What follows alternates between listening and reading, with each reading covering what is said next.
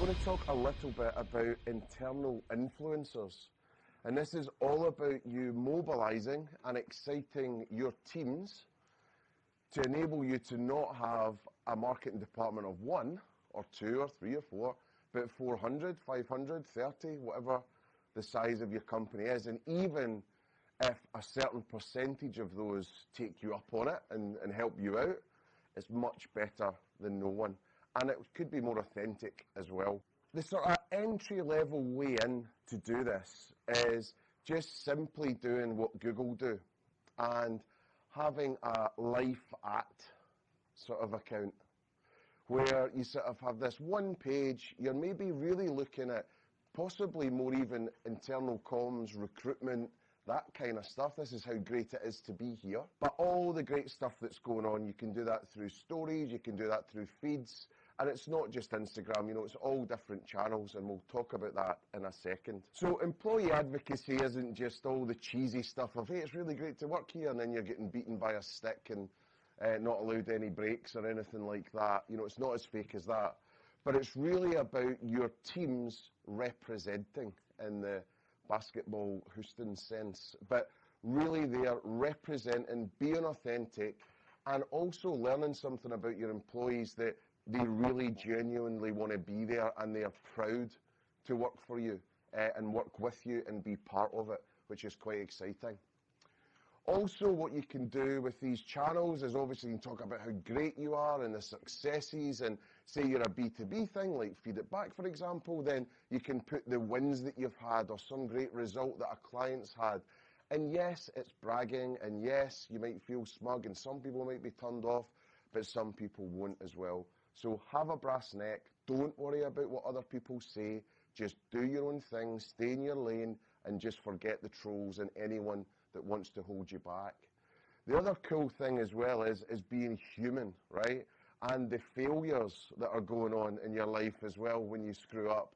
It's absolutely fine to celebrate that too, just as Hawksmoor did the other month when someone mistakenly for 200 and odd quid gave a £4.5 grand bottle of wine away.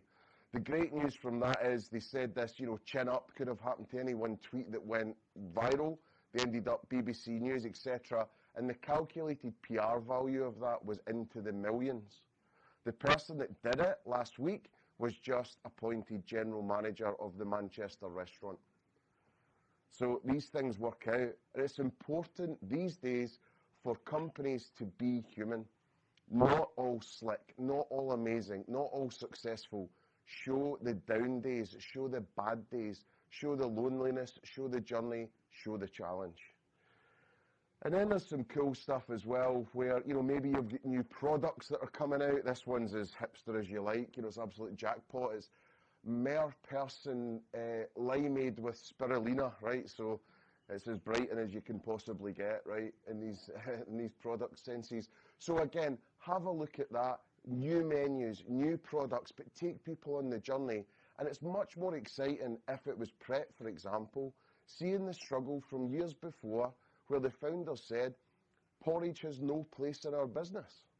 That's a fact, that happened. And there was a big argument and a big meeting that all went wrong, and it wasn't revisited for 18 months. And then Pret became, you know, pretty much the Goldilocks of the whole industry.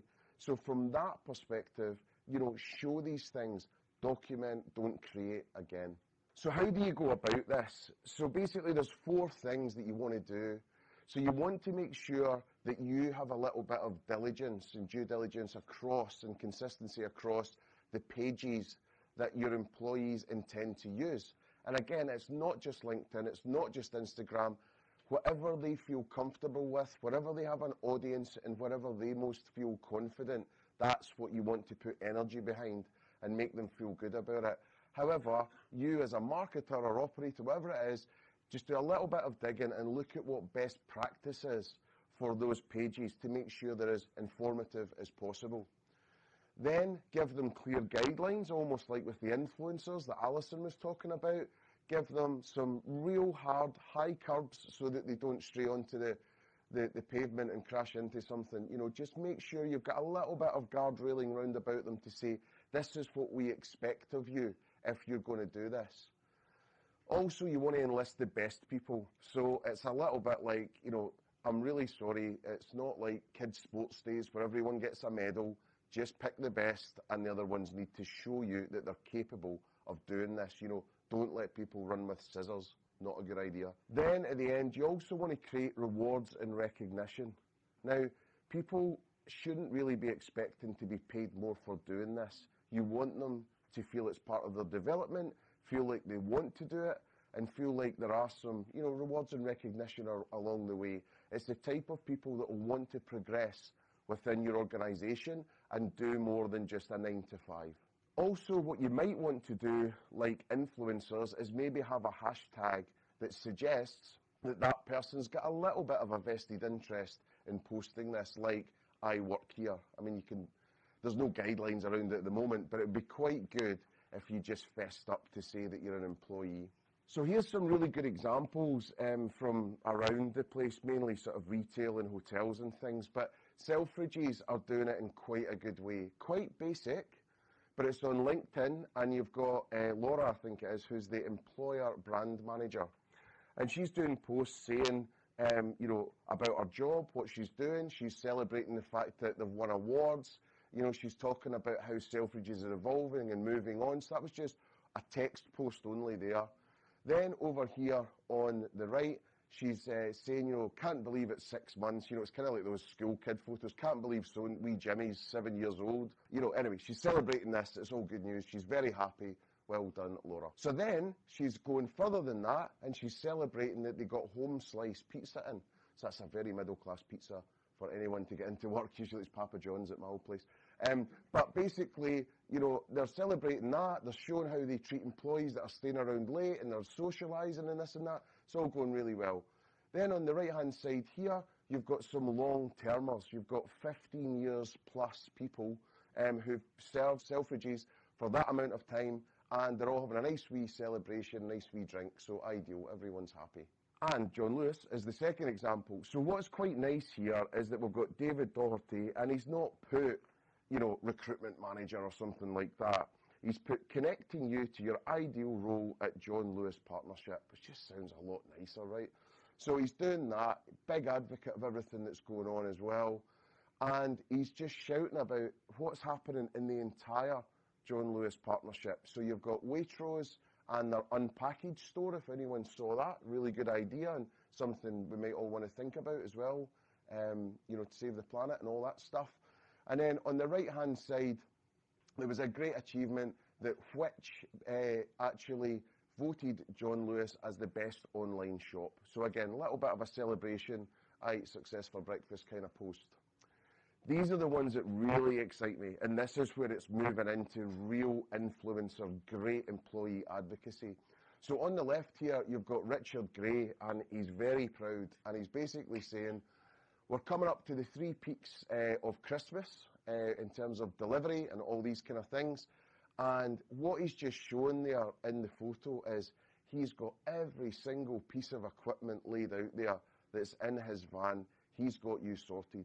So if you're putting in a fridge, or you're getting a sofa delivered, or, I don't know, an aquarium or a treadmill, whatever it is, he's got it completely sorted out for you. I think he's even got a wee Henry the Hoover there as well to clean up after him. So you're just feeling very confident about this whole thing. Also with him, you're just feeling meticulous attention to detail, or, you know, orderly, tidy, all that stuff. Great stuff. And then on the right-hand side, you've got Louise, who's working in the beauty department, and she's testing out a little bit. Maybe a video could have been, you know, just even better. But she's sort of mini reviewing the beauty advent calendar. And she's going through that and saying how great this is. With that, it's so exciting because they're really starting to kind of project out into the outside world and build perceptions in different ways, which is great. Example 3 is in hotels. Does anyone know Red Carnation Hotels? Do we know Red Carnation Hotels? So quite classic, sometimes quite chintzy in terms of you know, how they are. 4- and 5-star hotels, boutique hotels around the world, really incredible. Service is just out of this world. But what you've got here is people splintering off to have their own following. So you've got Edgar, who's pretty wonderful here, and all he's doing, because I had a chat with him about it, all he's doing is he's got someone that's quite handy with a camera, in the staff. And they carve out some time, and he makes all these wonderful recipes, cocktails, and there's a smoke going and all the rest of it. And he's only got, it was something like 500 followers, no, less than that, 300 followers, something like that.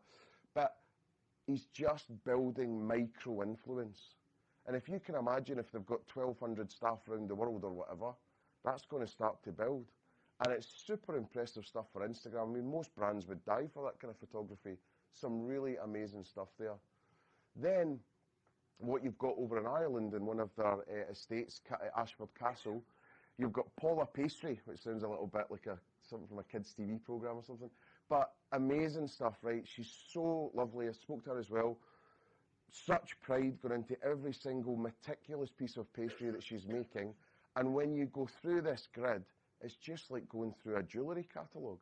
I mean, it's absolutely out of this world. Again, micro-influence. She's personal branding. She's no fool. She also knows she might not be there forever, and other people might have liked her stuff, and she'll get another job, maybe more senior later on. So really clever, thinking about personal brand, but also thinking about representing your company. And then here, you've got this lady, this amazing lady, Alex Tolman, who's one of the kids of the grandkids of the founder. And she's sort of in management position now, sort of high up in sales, doing a great job. And she does a 60 seconds with Alex T, which is almost like a mini TV program. And she interviews the teams and asks them about why they love working there, what their challenges are, how she can help them. Personal stuff as well, you know, what's their aspirations in life, where do they want to go. So it's really great, and she does that kind of all the way through. She's also got a bespoke Facebook group for all of our sales contacts for the travel agents, etc. So they all know each other, what's going on, if they bought a new dog, if someone had a baby, has there been a life event with the out of this, and that just helps the world go round, all that stuff. And then Susie, who's the marketing director over there, in fact, it's a fancier title now, something commercial and marketing, all these things. But, you know, again, could there just be a show about Susie being this senior woman in business, what it's like to be that, how to raise your game in a career, how to lead a team, all her travels around the world because she has to, it's part of her job. You know, that could be really exciting. Or, you know, can you have Jonathan, who's the MD over there and has been for 19 years yesterday, again, what he doesn't know about service and building teams and hospitality and luxury kind of isn't worth knowing. So if you can imagine the great things that they could impart on you would be really exciting. Yeah, we're sort of bleating on about Hawksmoor quite a bit. We're not sponsored by them or anything, but they do a really good job here. And it's just small things, right, where the little sort of favicon next to Hawksmoor Group, you know, saying life is short, work somewhere awesome. It's just, and they've kind of owned that hashtag in hospitality. They're really frequent as well. So a lot of people have LinkedIn company pages, but they never bother with them if they've got them at all. They might not even have a logo within it. And I'm saying that thinking, do I have a logo within mine? Anyway, don't check. So, you know, from that point of view, being active is a really big deal. One to look out for, and it's not in our industry at all, they're an influencer agency called the GOAT Agency. Have a look at them. They've been vlogging every single day, like almost like a TV program episode for about the last year.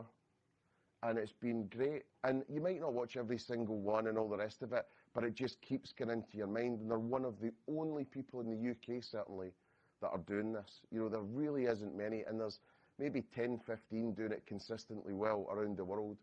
But it's kind of fun, you know, they've got clients in Mexico, they're going to Cannes to get their awards and all these different things, but it is quite exciting. And it's millennials, talking to millennials about what they expect from them as well. You know, Harry there, that's in the blue frame, you know, he's the CEO of the whole thing, one of the founders, you know, and no disrespect, he's just a kid, you know, it's crazy. Also talking about Gary Vaynerchuk, as we have earlier, if you don't know him, please do check him out. But even the experts don't get it completely right, or don't just go that extra mile to fit the frame. So if you look at desktop, over here, VaynerX, all works, the banner works and all the rest of it. However, when you go over here and you look at it on mobile, his lovely face is, you know, sort of screwing up the logo. So again, it's just that attention to detail that you know needs looking at, and people obsessing over. Just make it aesthetically pleasing. Don't compromise at all. Don't say that'll do, won't do. Make it perfect. And then just a couple of tips. I mean, this is slightly text heavy, but I just wanted to sort of show you in the LinkedIn company page side of things. So if you check out this one, they're called Blue Ads, and they were held up as one of the sort of best showcases of best practice for a company page in LinkedIn. And the few things about this page were just the fact that, you know, they're merchandising it really well, they've got straight to visit to website, you know, they're sort of sales animals. They've also paid for some LinkedIn Premium access, which means that they can have all these sections like a mini website. So you can start using this as a recruitment website. You can start using this as your sort of life at name your company sort of page as well, and push people to that. So many people aren't bothering with their LinkedIn page. There's a massive gap that if you've got a great LinkedIn page with great content, you'll get visits and eyeballs, even if it's out with the sector. You'll just get interest because you'll be one of the first people that's actually doing it well. But what's really nice is it's all laid out like a website. You've got the team at the top, core values, awesome benefits to work there, and then I've got some nice company photos. And if you don't do your due diligence and you don't pay a little bit for the access to these tools to make your page better, then you know you just fall in with the rest. Also thinking about personal brand and you know really sort of standing out from the crowd. There was a few tips here as well that were really interesting. So within your sort of first box, if you like, use keywords for exactly what you do. And it's just bollocks to say, proud father of two. Forget it, right? What do you do? What do you get paid for? What are people searching on? Because they ain't searching for proud father of two. So it's thinking, right, are you a speaker? Are you an expert? Are you a web programmer? Are you a rock star? What's going on? Don't just put your job title, you know, CEO at something. Make that searchable. Write the punchline and people will type in the joke and they'll find you. Then what you want to start thinking about is professional names only as well, you know, sort of no, you know, Bunny Ears 76 or whatever your cutesy name is at weekends. So again, just make sure you're super serious about that. And I know it's boring, but it's really important. Get serious about your photo as well. No one wants to see your holiday pictures. No one wants to see you in a bikini really, or a mankini, even worse. So again, you know, a lot of people are just not thinking about that. Get a decent shot of yourself. It ain't hard. You've all got a great phone in your pocket. You know, it's not that difficult. Then what you want to do is optimize your location. And funnily enough, I checked my LinkedIn profile today and mine wasn't optimized, so I did it. So again, think about where either you do business, you want to do business, or you want to be known for being there. It's really your choice, up to you, whatever you want to write. But don't just leave it as United Kingdom. Because people are actually searching for brand experts in Brighton, brand experts in Glasgow, brand experts in London, that kind of thing. And then also, you know, brand your professional headline.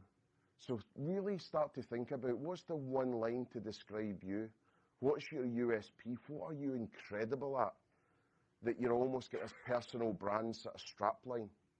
The other hack, actually, that's not on this slide, and myself and Alison both do this, see with your second name, your surname, if you don't have a huge long surname and it's like, you know, German or something, then what you can do is actually cheat a little bit and put in what you do in there.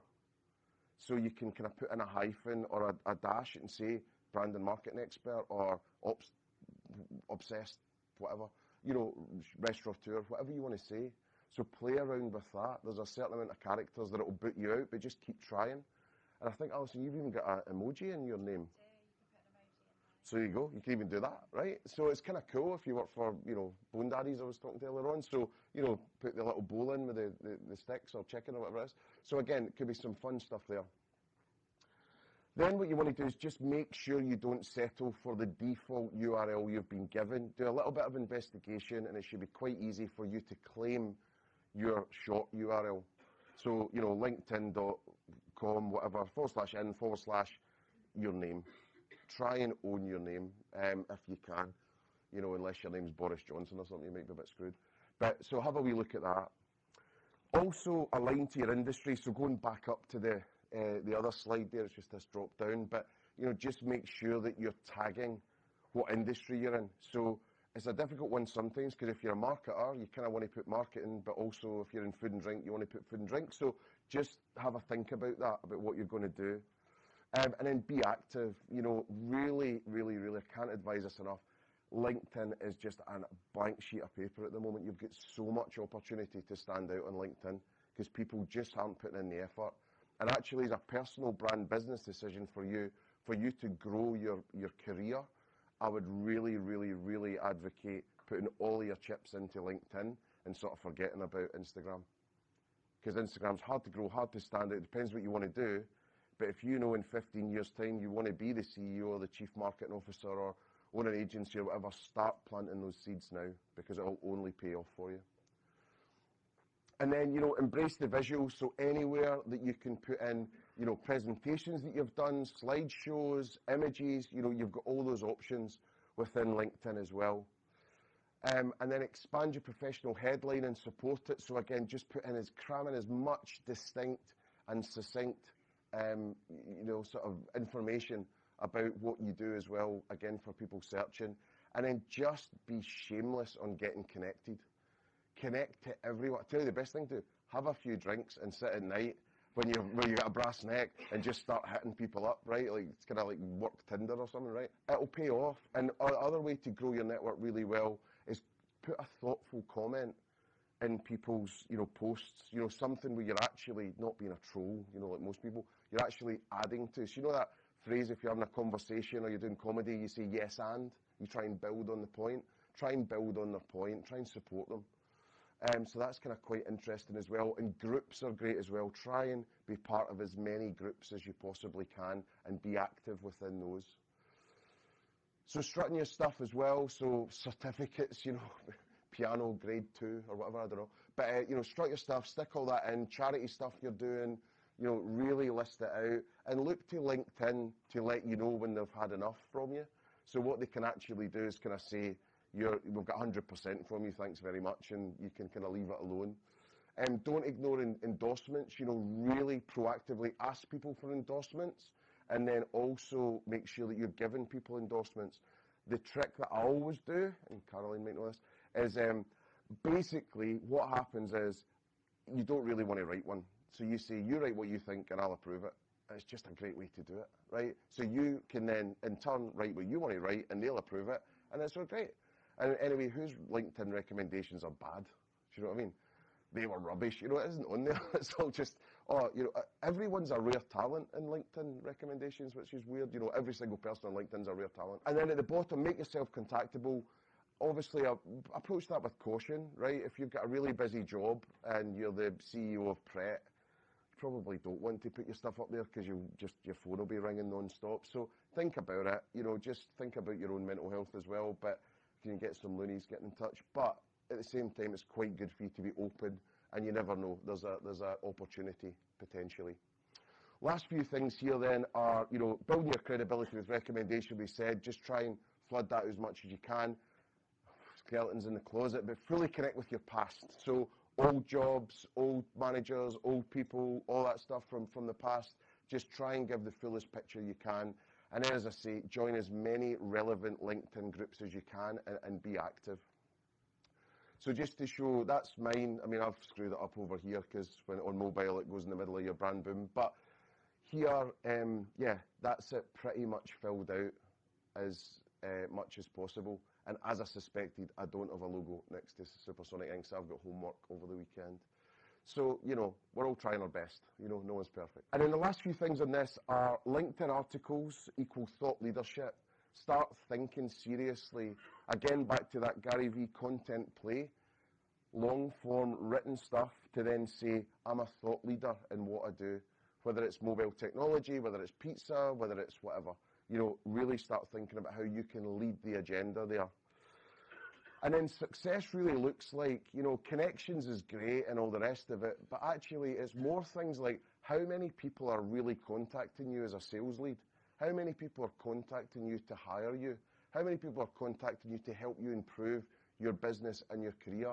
And what's really cool is if you pay for a bit of insight stuff, you can then start seeing that 6 people that work at Wagamama checked you out. And you're going, great, I'm going to get a contract with Wagamama, but it never happened. But over here as well, you can see how you're performing, which is really good.